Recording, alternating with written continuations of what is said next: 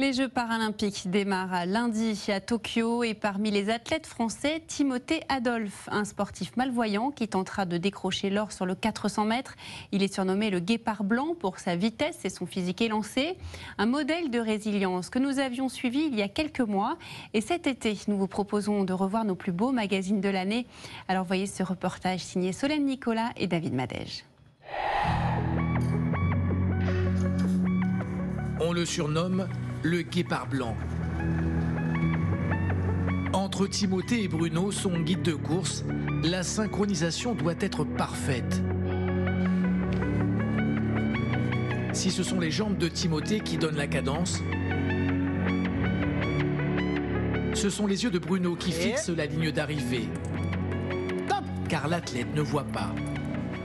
Au-delà d'une grande complicité, c'est aussi ce petit lien qui les unit sur la piste. En fait, l'idée, c'est vraiment d'être en miroir. Donc, quand mon bras droit va monter, lui, ça va être son bras gauche. Il faut que ça change au niveau des jambes, enfin que ça tourne aussi au niveau des jambes tout en étant coordonné. Donc, c'est ce qu'on va appeler courir en miroir et être parfaitement en même temps et sur le même tempo. À 30 ans, Timothée Adolphe est loin d'être un novice en athlétisme. Il est quintuple champion d'Europe sur 100, 200 et 400 mètres. Il est suivi de près par Artemon, son entraîneur de toujours. Ici, là, tu vois, c'est hop, tu vois, direct. Et le bras ne bouge plus, ne va pas faire comme ça, tu vois. Ça devient un peu affectif, en fait. Je ne sens pas que je vais à l'entraînement, en fait. Donc, on fait un boulot ensemble. Et c'est la réussite ensemble, l'échec ensemble. Et donc, voilà, on est unis. Hébergé par l'Institut national du sport, il bénéficie de soutien de sponsors et de mécènes. Rien ne le prédestinait à une carrière de sportif de haut niveau.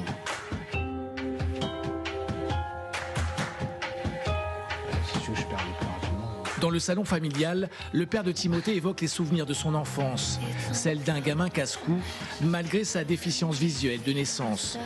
C'est à la suite d'une série d'accidents, nombreux, qu'il perd totalement la vue.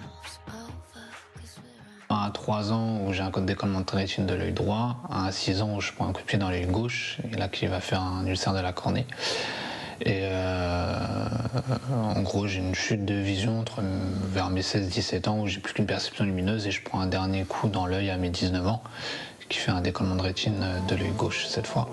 Timothée prend des coups, car à l'âge où l'on découvre le monde, il veut jouer et faire du sport. Je voulais faire comme tout le monde, donc je comprenais pas pourquoi des fois on me mettait des freins ou des stops. Il a 10 ans lorsqu'il entend parler d'athlétisme. C'est lors des Jeux Olympiques de Sydney. À la télévision, la famille découvre des démonstrations d'athlètes déficients visuels. Et c'est là où on se dit, oh bah tiens, ce serait peut-être pas mal l'athlète pour toi et tout ça. On peut apprendre. Apparemment, c'est bien accessible, donc pourquoi pas. C'est en 2011 qu'il rencontre son entraîneur et commence à courir pour ses premières médailles. Après de nombreuses victoires, le guépard blanc devient un chat noir et essuie des coups du sort. Mondiaux de Londres en 2017, le jeune homme s'élance avec son guide sur le 400 mètres. L'idée c'était de partir fort pour l'obliger à venir nous chercher et de manière à ce qu'il craque. Donc la stratégie paye bien sur la course.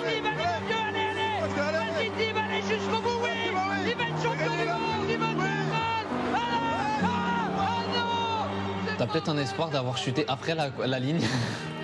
Sauf que je sais pas pourquoi à ce moment-là je le sens pas. C'est pas possible! C'est pas possible! Là c'est un peu le ciel qui nous tombe sur la tête. 2 jours plus tard, finale du 200 mètres, Timothée a l'occasion de se rattraper. On prend un plutôt bon départ, on fait une bonne ligne droite. On t'accroche mon vieux! Ça va le faire! Timothée! Allez, tu reviens! Il va gagner, c'est pas possible! Il va être champion du monde! Il y a un problème de communication dans les 10 derniers mètres où il me dit, à 10 mètres de la ligne, on va se préparer à casser. Sauf qu'avec le bruit environnant, le speaker, le public... Timothée entend casser et casse son lien trop tôt, ralentissant sa course. Oh là là! Est-ce qu'il est pas passé devant, Yannick? Pendant 30 minutes, Timothée est champion du monde du 200 mètres. Après la nouvelle tombe, on voit dans le stade, disqualification. Et ça y est, ça recommence. Disqualifié car son guide a passé la ligne d'arrivée avant lui. Mais ses frustrations et ses échecs ont nourri l'autre passion du jeune athlète. Je sais pas, c'est une bombe. Le rap. Ses titres, il les enregistre dans ce studio parisien. Mon rêve n'est pas mort, décrocher l'or tenace. Il a même réalisé un clip. Malgré nos échecs, nos désillusions, encore debout, plein d'abnégation. Rien n'est joué pour mettre tout le monde d'accord. Timothée écrit des nouvelles depuis qu'il a 6 ans, des chansons depuis l'âge de 12 ans. L'énergie que tu as dans la voix, elle est super. C'est exactement ça qu'il nous faut. Moi, ça a toujours été un équilibre entre le sport et la musique. C'est une façon aussi d'exprimer certaines choses et de sortir pas mal de choses qu'on a sur le cœur. Avec ce morceau intitulé L'Olympe, l'athlète a un message à faire passer. On a chacun un peu mon Olympe à soi, on a tous des objectifs et sur la route de cet objectif, il y a toujours des hauts et des bas, des grosses désillusions, ça peut être des grosses chutes aussi, mais il ne faut pas lâcher, il faut toujours croire en soi, toujours croire en ses rêves en fait. Les chiens ne rentrent pas dans le magasin, ils sont interdits. Et comme si cela ne suffisait pas, Timothée s'est lancé dans un autre défi, monter sur scène pour un one-man show. Je demande à quelqu'un, excusez-moi, la sortie du métro pour la ligne 4, c'est bien par là? Il répète régulièrement avec sa professeure de théâtre Emmanuelle, paf, les épaules et tout là. sous le regard de sa sœur Sarah. Son spectacle, des sketchs sur le handicap. Je pense que je dois être le seul mec dans toute la salle. Quand je regarde une nana, en fait, son mec, il s'en fout. Il se dit... Et là aussi, il a un message à faire passer. Je pense que d'aborder ça par le vecteur de l'humour, ça va décomplexer un peu les gens. Et si c'est moi qui suis atteint d'un handicap, en plus, qui me fout de la gueule des handicapés, entre guillemets, ça décristallise un petit peu les choses.